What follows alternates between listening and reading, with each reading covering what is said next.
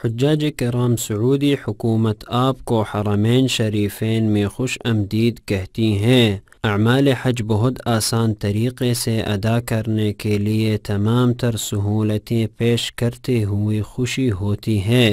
ہیئت الامر بالمعروف والنہی عن المنکر آپ کو غار حراء کی زیارت کے متعلق شرعی نقطہ نظر پیش کرتے ہوئے مسرت محسوس کرتا ہے۔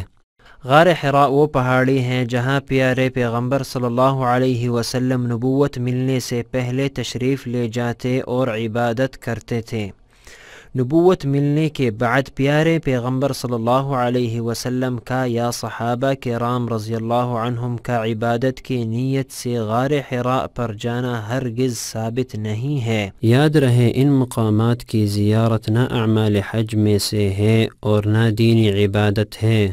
غار حراء کی بلندی 642 میٹر ہے اور 120 میٹر ڈھلوان اور بہت گہرائی ہے۔ 2 گھنٹے کی شدید جدوجہد اور مشقت کے بعد اوپر پہنچتا ہے اور اکثر اوقات اوپر سے گر کر لوگ مر چکے ہیں یا شدید چوٹیں آئی ہیں۔ بہت سے لوگ اس نیت سے غار حراء پر چڑھتے ہیں کہ یہ حج کے ضروری اعمال میں سے ہیں۔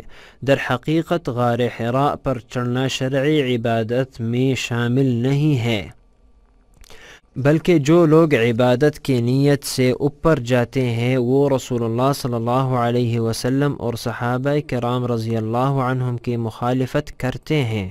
چنانچہ ارشاد رسول مقبول صلی اللہ علیہ وسلم ہے، تم میرے بعد میری اور خلفائے راشدین مہدیین کی سنت کو مضبوطی سے پکڑ لو۔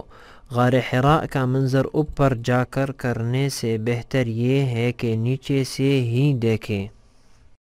ہیئت الامر کی دلی تمنا اور آرزو ہے کہ آپ کو حج مبرور، سعی مشکور اور گناہ مغفور نصیب ہو۔